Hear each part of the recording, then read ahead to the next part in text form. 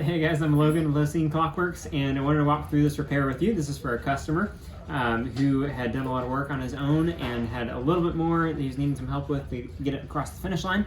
And so I'm going to go through this video to help him and go through this video to help you guys along the way so that y'all can watch and see what we're doing. So this is the Schatz Cuckoo clock. You don't see Schatz Cuckoo clocks all that often. But they're a little bit different than some other modern cuckoos. So this is a modern style movement. It's not the antique style, but it's not like the regular movement that you normally see in most modern cuckoos. And so there's a couple little things that are a little bit tricky that we'll walk through. So he was having two issues. First was that it would run without the pendulum, but it would not run with the pendulum. So it wasn't quite strong enough to keep the pendulum swinging. The other issue is that it would sometimes cuckoo additional times when it should have stopped. So instead of cuckooing 5 times at 5 o'clock, it would cuckoo 5 and then kind of skip and do a couple more. So let's walk through those issues. First one with the time. This movement is actually really clean. Now, you can have a movement that looks dirty to an untrained eye, but actually is totally clean where it matters most. And so what we're looking at is, let me get a pointy thing. We're looking at what's called the pivots, which are these little silver dots here, and the shoulders, which is right here. So those are the things that we're focused on when we're looking at whether a clock is clean. Now the last thing that we're focused on is these gear teeth, and the pinions especially. Any of those 3 points will cause a clock to stop.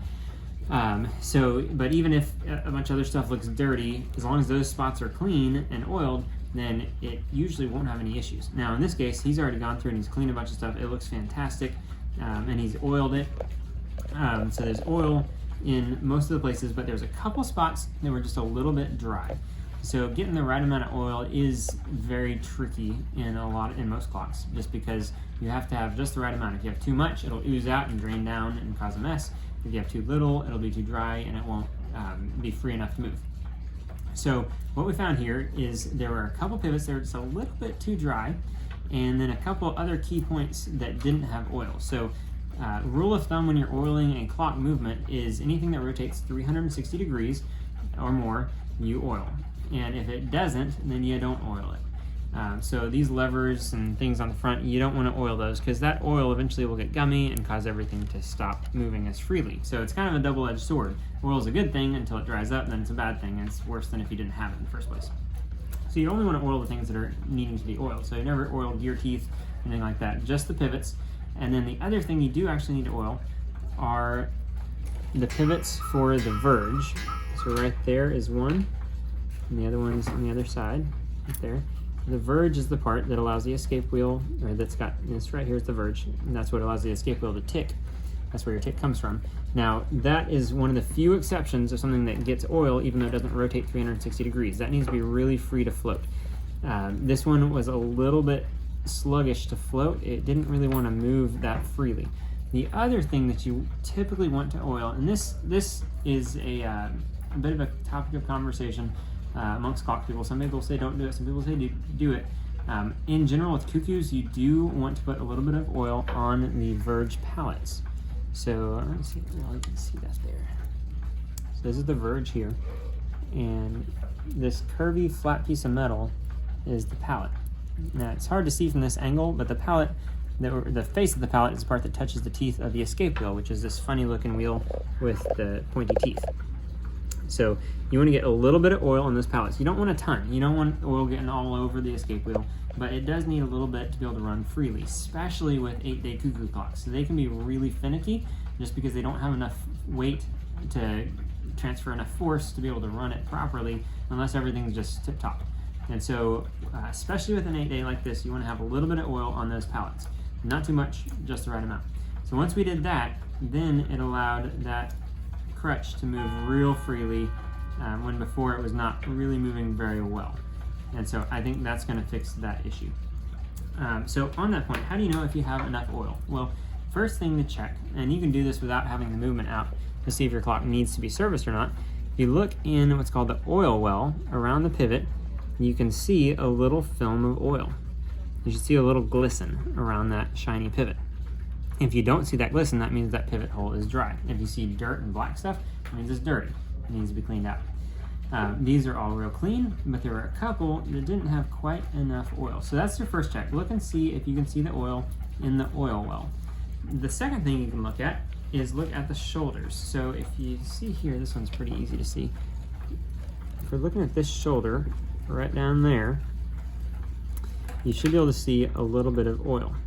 Now what you want to see when you move that side to side is one of these options. So whenever you pull it back, you should see that oil kind of make a valley or almost disappear around the pivot itself. So this is the shaft, or the arbor, the axle, whatever you want to call it. This thinner part's the pivot. You're going to see that oil suck in really close to the pivot and basically be where you can't see it. And then whenever you push that pivot, push the gear toward the plate, you should see a little capillary action, if you will. So a little bit of a kind of a curve of the oil. You should be able to see that oil as it curves against the plate. If you can't see that, that means you need just a little bit more. Now if you see a big bulge of oil or anything coming out, that's way too much. Put a little paper towel in there, that'll dry it up real quick. But you want to have that. You want to be able to use that to see if you have enough oil or not. The one time you have to be really careful though is whenever you have gear teeth that are really close to the pivot. So if you look at this picture here, this is a pretty common thing, especially on cuckoos. You've got this pinion right here that's cut, and those cuts actually continue on down the length of the arbor all the way up to the pivot. So what happens is if you get oil near that pivot, it's going to fall into those grooves and it's going to wick its way all the way into this gear, and it's going to get all gummy and dirty and make that gear dirty. So we want to avoid that. So anytime you have one of those, let's see if you can see this one down in here. Back in there. Yeah, there. That pivot is really close to those gear teeth. If you put the normal amount of oil on there, it'll be a little bit too much and it's going to get dirty. So put just a tiny bit less so that it doesn't wick its way into those gear teeth. Next issue was the cuckooing too many times. So striking additional times. And so the first thing that we checked is the warning pin. Let me show you that here in just a second. I'll bring it to a stop. So as everything comes to a stop, what you want to do is just let it move a little at a time. Stop the air governor with your finger, and then you can watch in slow motion what it does as it comes to a stop. So here comes the hammer, and one cuckoo, and other coo. So now at this point, it has just finished all the things it needs to do. The bird just retracted, or the door just retracted. And if we look, the warning pin is right here. So the warning pin is that little bitty pin hiding right in there. And that's a key thing that we want to look for. So that pin should generally be about a quarter turn away from the pallet that's going to stop it. In this case, it's about a quarter turn away. So that warning was just right where it should be. If you have too much warning, you're going to have one set of issues. If you have too little warning, you might skip and have the symptom that we're looking for. So we're looking to make sure that we had the right amount of warning so that it doesn't keep skipping and continue on. And it did. Everything looks good there. If that warning is incorrect, you have to adjust this cam right here.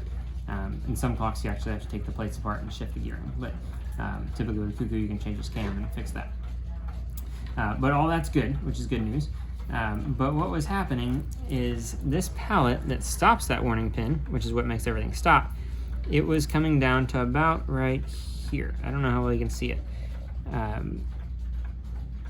It was coming down about halfway down that warning pin. It wasn't going down past the bottom of the warning pin. And so it was just really close. So what would happen is sometimes the warning pin would come around and this pallet wasn't far enough down, so it would just bounce off that warning pin. And once it bounces over, it's just going to cuckoo again. And if it still can't get down, it'll keep doing it. And so with a phone, we were able to take a slow-mo video of that and actually watch and see as that pin goes by, it would hit that warning pin, would hit the pallet and bounce and keep going. So that confirmed our issues there. And since all the distance of the warning pin to the stop was correct, then it's just a matter of getting that pallet to go down lower. So in this case, we had to tweak a couple of these little pallets to allow that to go a little lower. And now it stops every time just like it's supposed to. So those are our main issues. The last thing that I noticed as we were going through this is that there is some wear on this right here. You shouldn't be able to move that much. That's probably 6-7 thousandths wear. Now you can see that this movement has been bushed before. It's been taken apart and these other worn out holes got bushed, which is a good thing. It looks like this one either was missed or has gotten worn out since then. However, typically on Cuckoos, you do have quite a bit of tolerance of how much wear you can have at different points. A point like this on this Cuckoo, you could probably get away with 10 thousandths pretty easily, maybe more. It just kind of depends on the direction of things and the size of the gear teeth and stuff like that. So it doesn't seem to be causing any issues at this point, but that would definitely be something to consider if it did end up having intermittent issues where it would not chime sometimes or get stuck and things like that. That could be because of that wear and those gear teeth not meshing correctly. So keep an eye out for that. If we get to that point, we'd have to do a service where we take the whole thing apart and go through and bush it and stuff like that. So I think that's it in a nutshell. We are going to put this all back together and put it up on the wall, and I think that everything's going to work the way it's supposed to, and if it doesn't, we'll give you an update. So thanks for watching. We'll see you next time.